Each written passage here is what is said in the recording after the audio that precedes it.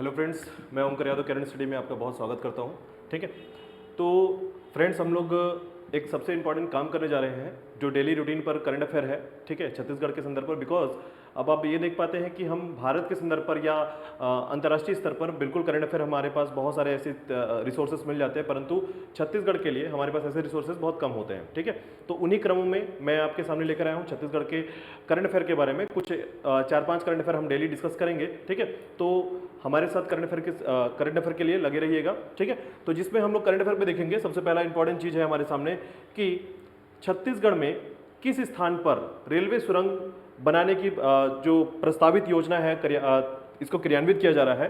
तो देखिएगा सबसे पहले कि हमारे यहाँ छत्तीसगढ़ में 7 सुरंग ऐसे इस तरीके के रेलवे सुरंग की योजना प्रस्तावित की जा चुकी है, जिसमें से 7वां जो सुरंग है। ठीक है, और इसके बारे में पूरा डिटेल में अभी आपको दूंगा, लेकिन इससे पहले आप यहाँ पर समझिएगा कि ये टॉपिक क्यों इंपॉर्टेंट है। इंपॉर्टेंट इसलिए है क्योंकि हमारे एक मुख्य रेल रूट से ये जुड़ा हुआ है। ठीक है, मुख्य रेल रूट कहने का मतलब है कि अनूपपुर कटनी जो रेल रूट है हमारा, ठीक है, इसे ये जुड़ा हुआ क्षेत्र है, यानी कि बिलासपुर और मध्य प्रदेश के मध्य जो रेल रूट है आपका, ठीक है, कटनी रूट जो है ये जुड़ा हुआ है।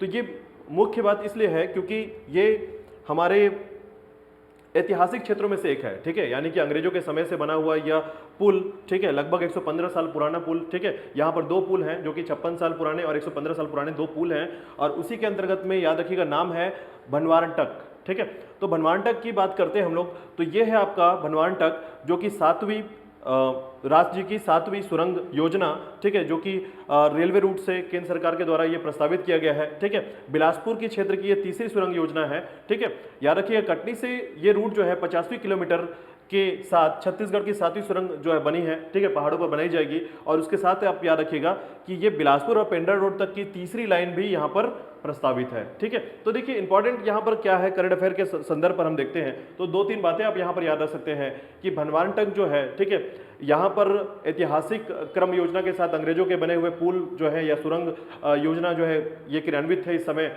और साथ ही साथ दिन प्रतिदिन जो ये समय के साथ ये पुराना होता चला गया, और अभी हम नए सुरंग योजना या रेलवे सुरंग योजना या रेलवे रूट की बात कर रहे हैं। तो ये 3री जो पेंड्रा रोड और बिलासपुर के मध्य जो 3री रेलवे योजना है उसके साथ ये समर्पित हो रहा है। ठीक है, चलिए नेक्स्ट देखिएगा, वर्तमान में राज्य में विधानसभा के अंतर्गत किन विधेयकों पर विशेष सत्र का आह्वान किया जा रहा है, यानी विशेष सत्र बुलाया जाएगा। तो मुख्यतः याद रखिए अभी जो है गर्मा गर्म जो आपके सामने समाचार चल रहा है, एक सबसे महत्वपूर्ण चीज़ है वो है आरक्षण। ठीक है, आरक्षण के संदर्भ पर सभी क्षेत्रों में आज जो सरकार की योजना के साथ आरक्षण की जो प्रतिमान रखी गई है, जिसमें सभी क्षेत्रों पे अगर हम बात करते हैं 4 क्षेत्रों के बारे में, तो सबसे पहले अगर आप इस पे देखेंगे तो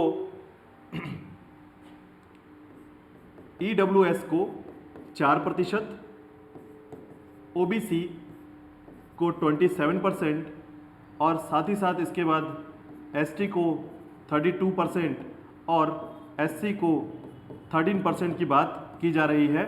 और इस आरक्षण की बात के साथ ही अभी छत्तीसगढ़ में प्रावधान बहुत गहमा गहमी चल रही है इस बात को लेकर। ठीक है, तो चलिए देखते हैं आगे क्या होता है। सत्र विधेयक है गुरुवार से, यानी आज के दिन से ये प्रारंभ किया जा रहा है। ठीक है, उसके बाद दूसरा जो विधेयक है, चूंकि राज्य सरकार का एक प्रावधान है अनुपूरक बजट का। ठीक है, इस बजट के साथ आप यहाँ पर याद रख सकते हैं अनुपूरक बजट जो है एक संदर्भ पर राज्य को अपने खर्च को व्यापक रूप से करने के लिए, ठीक है, यानी अपने राज्य सरकार को अपने खर्च को परिपूर्ण करने के लिए अनुपूरक बजट लाना होता है।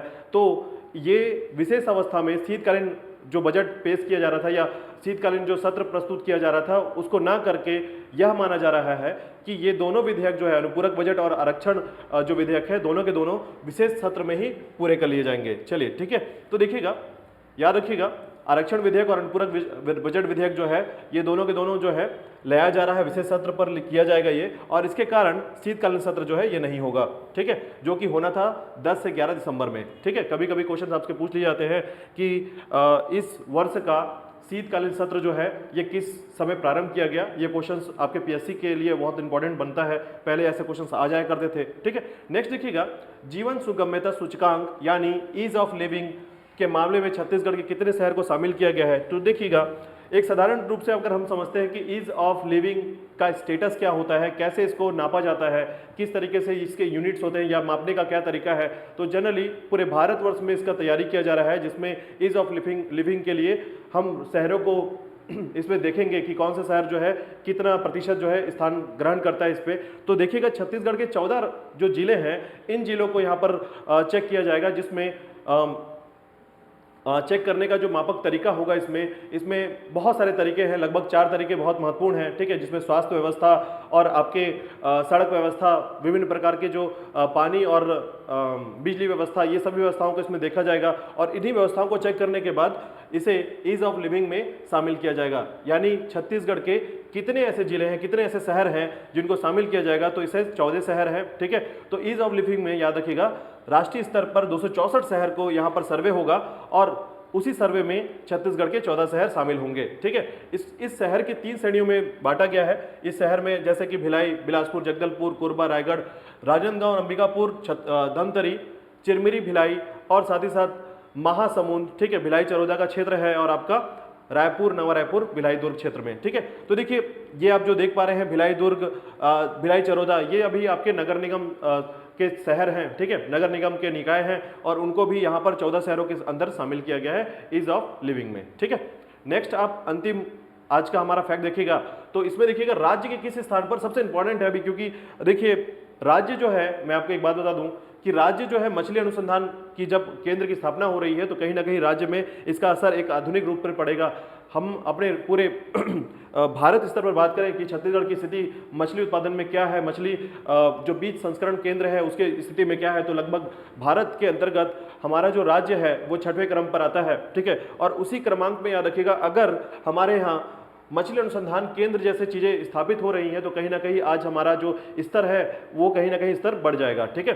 तो अब देखिएगा उस पर अगर हम बात करें कि स्थान की, तो ये है आपका बलौदाबाजार जिला, भाटापारा ग्राम है रामपुर क्षेत्र में, जहां पर 100 एकड़ क्षेत्र में, ठीक है, जहां पर 100 एकड़ क्षेत्र में इस केंद्र की स्थापना की जा रही है, जिसमें मछली के जेनेटिक्स पर रिसर्च किया जाएगा और तिलापिया मछली के बीज का उत्पादन किया जाएगा इसमें, ठीक है। और साथ ही साथ देखिएगा यहाँ पर किस प्रकार के वैज्ञानिक अनुसंधान केंद्र की स्थापना की जा रही है, तो यहाँ पर थाईलैंड से भी वैज्ञानिक जो है अनुसंधान केंद्र में प्रशिक्षण का कार्य करेंगे और साथ ही साथ ये मछली बीज उत्पादन जो छत्तीसगढ़ क्षेत्र में इस तरीके से स्थिति आने के बाद जो भारत में हमारा स्तर होगा, ग्रोथ होगा, ये अद्वितीय होगा, ठीक है।